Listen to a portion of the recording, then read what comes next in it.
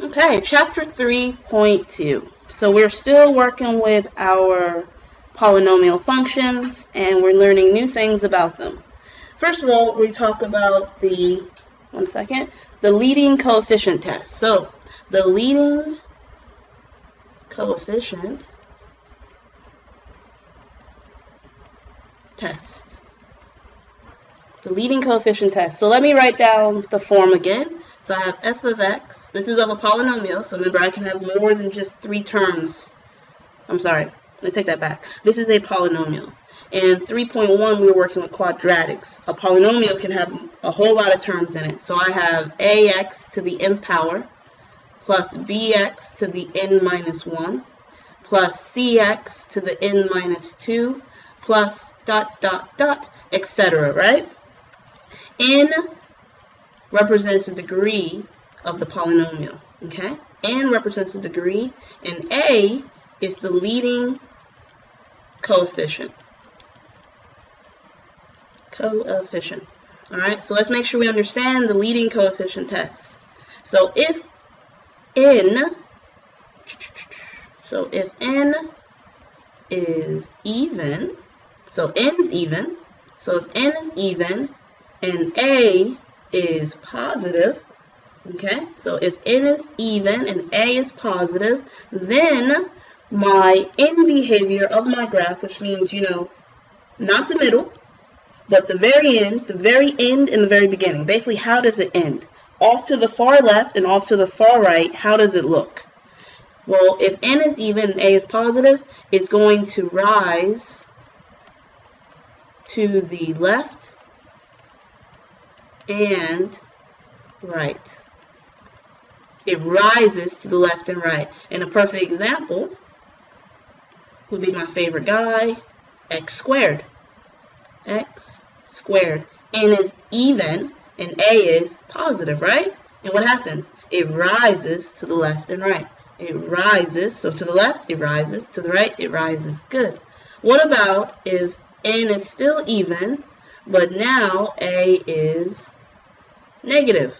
Well, it falls to the left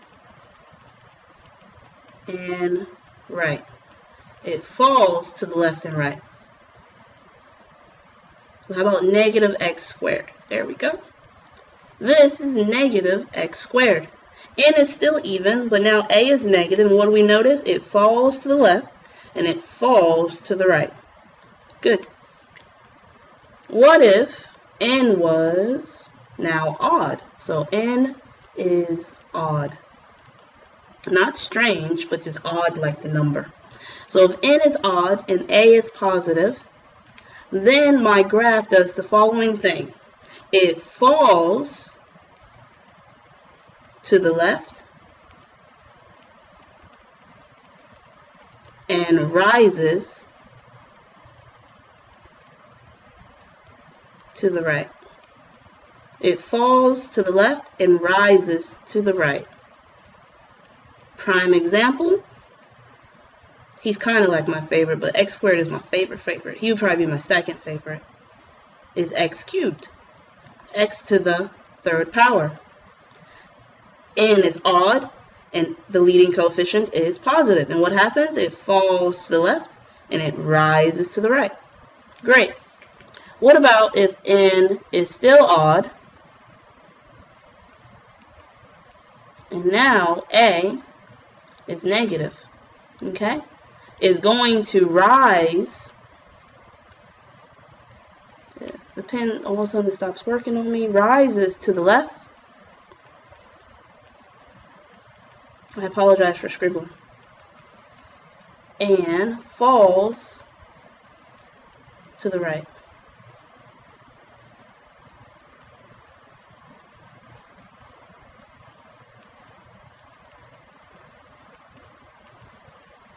Example, negative x cubed. There we go. Negative x cubed. Well, N is still odd, but my leading coefficient is now negative. It rises to the left and it falls to the right. So N behavior rises to the left, falls to the right. This is something you'll have to memorize, and the best way to memorize is how I do it, right? How do I have it memorized? I pick examples. I pick the simple cases, right? X squared, negative x squared. X cubed, negative x cubed. I have these simple examples in my head, and then once I think about it, if n is odd and the leading coefficient is negative, I'm picturing this, which means I know it rises to the left and I know it falls to the right. All right, so let's quickly, let's do an example together. So let's look at, still on page number 435, and let's look at, oh gosh, page 435. I don't know what's going on with this pen. And we're going to look at number 10. And it says the following. F of x, gosh, is equal to negative x to the third power plus x squared plus 2x. Okay, what we need to do is figure out the end behavior, which means we need to write down some things about this polynomial function. So for example, what is the degree of the polynomial? That's very important, right? The degree, as well as the leading coefficient. So I'm going to call it LC. The leading coefficient. Well, the degree is the highest power, right? Which is a 3. And the leading coefficient is the coefficient on the term with the highest power. So it's x to the third, its coefficient is -1, so the leading coefficient is -1. Alright, so my degree is odd, and my leading coefficient is negative. I don't understand why the pen started working in the beginning. Now it's doing a horrible job. Oh gosh. Okay. So the degree is odd and the leading coefficient is negative. Well, what do I know about odd and negative? It's right here, right? It rises to the left. So it's going to rise. Oh gosh. Rises. Oh gosh. I'll say it in words. If I can't get it written down, you'll just have to listen very carefully. It rises to the left and it falls to the right.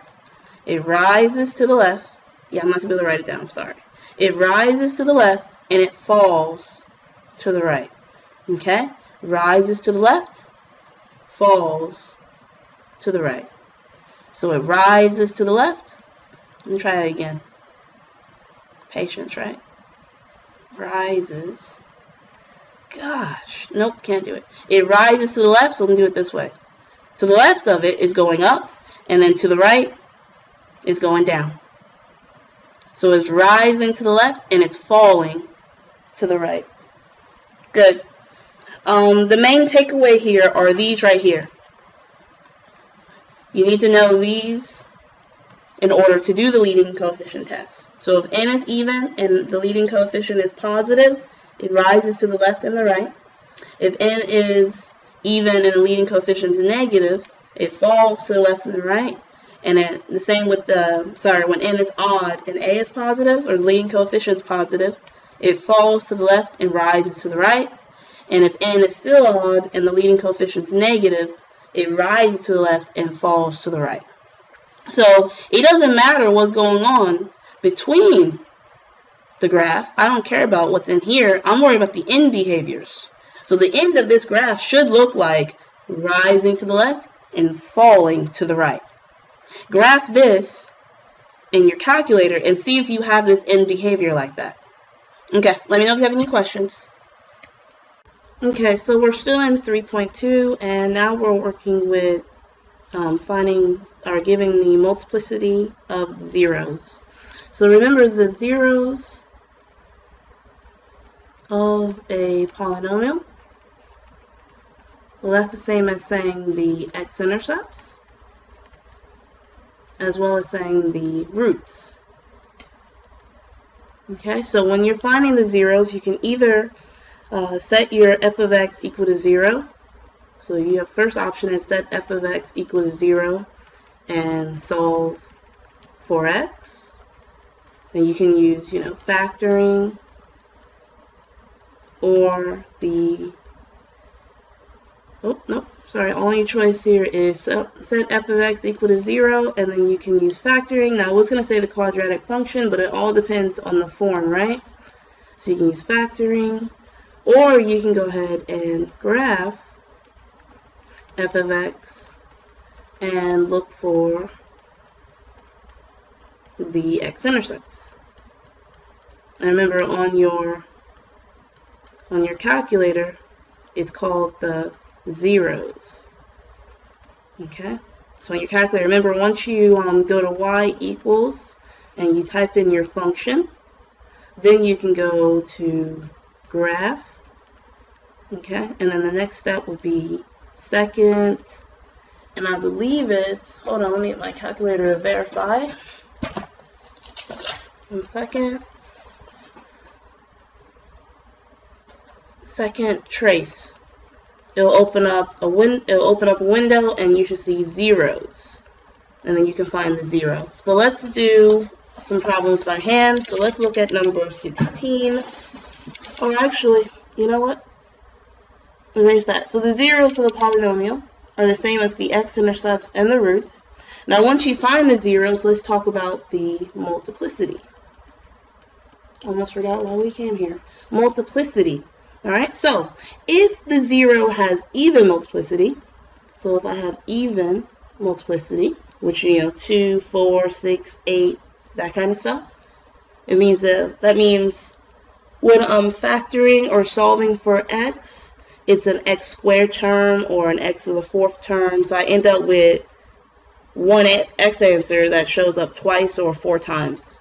We'll work on some problems and I'll show you what I mean. But if I have even multiplicity, then as the graph approaches the x-axis at that point, because an x-intercept is going through the x-axis, as the graph is approaching the x-intercept, it touches and turns back around.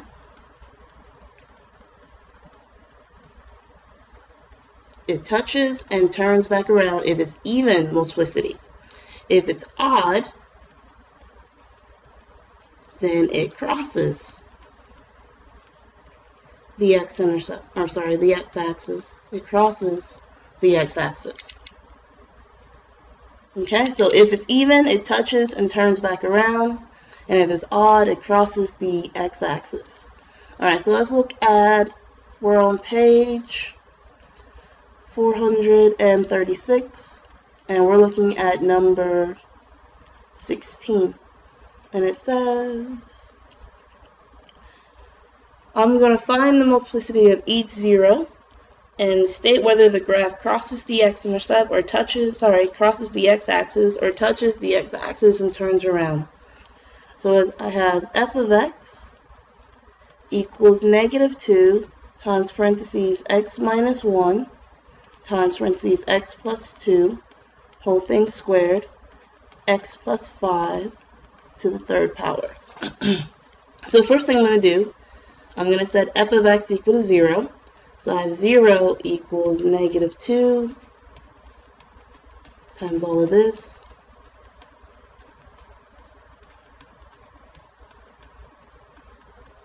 Okay? Now, if you remember back from earlier algebra, we have a rule, it's called the zero product principle. If I have a product of different objects and they're multiplying together, because that's what a product means, if they're multiplying together and they end up giving me 0, well, at least one of them has to be equal to 0. Therefore, you set all of them equal to 0, and you solve for x independently. Now, this -2 right here is just a constant, so really I can divide by -2 on both sides, and I still get 0 over here, equals x minus 1 times x plus 2 whole thing squared times x plus 5 to the 3rd power. Okay, so I'm going to set each one of these things equal to 0. So x minus 1 equals 0, which means x equals 1. And this has a multiplicity 1, since it only appears once. And then I do x plus 2 squared is like saying x plus 2 times x plus 2, right? Equal 0. And I do the same thing, right? X plus 2, set it equal to 0. X plus 2, set it equal to 0. So the root x equals negative 2 appears twice. Therefore, it has multiplicity 2. Good. And now you can get the idea with the 3. That's like saying x plus 5 times x plus 5 times x plus 5, which means the root, when I said x plus 5 equal to 0, x equals negative 5 has multiplicity 3 times, so it's going to appear 3 times. Therefore, as the graph is approaching the x-axis at x equals 1, it crosses. So it crosses the x-axis here. Remember, because it's odd, it goes right through. It flattens out as it is getting to 1, and then it crosses through. When the graph is approaching x equals negative 2, it touches and turns back around.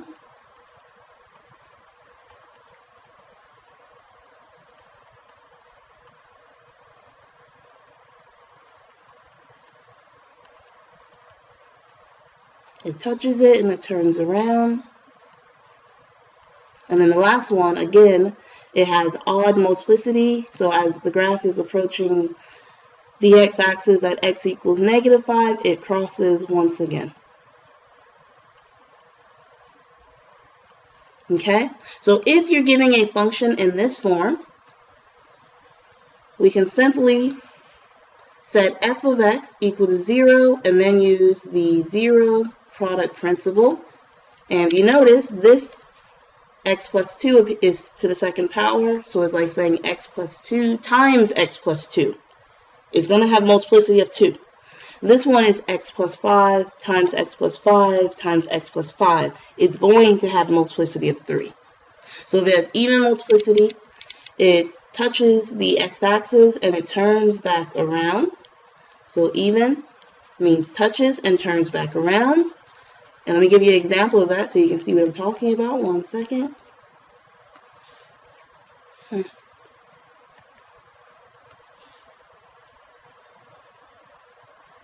Remember our x squared friend? X squared, if I set that equal to 0, I know I'm having a 0 at 0, right? It's even multiplicity because it's x squared, which means as it approaches 0, it touches it and it turns back around. If it's odd multiplicity, then it crosses, 1 second, then it crosses the x-axis. It kind of flattens out and it crosses the x-axis. Example,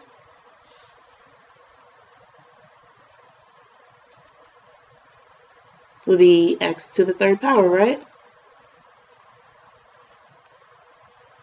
As x to the third power has a 0 at 0, but it has a multiplicity of 3. So therefore, as I'm getting close to 0, as I'm crossing, as I'm approaching the x-axis at 0, I flatten out and I turn back around. I flatten out and I just cross through. But when I have x squared, it's approaching the 0, and once it touches the x-axis, it turns back around. Okay? So, if you look at number 17, I'm not going to do it on the screen, but number 17, that's in the form where, yes, I could set f of x equal to 0, and I can solve it by factoring. It's solvable by factoring. Or you can use your calculators. Remember, when you use your calculators, you're first going to go to y equal. Okay, go to y equal, type in that function, hit graph, just to look at the graph to make sure you got the correct window and everything. And then hit second, the trace button. And it basically opens up this window of all these calculations that they can do. And you should see zeros. And try to see if you can find the zeros by using the graph.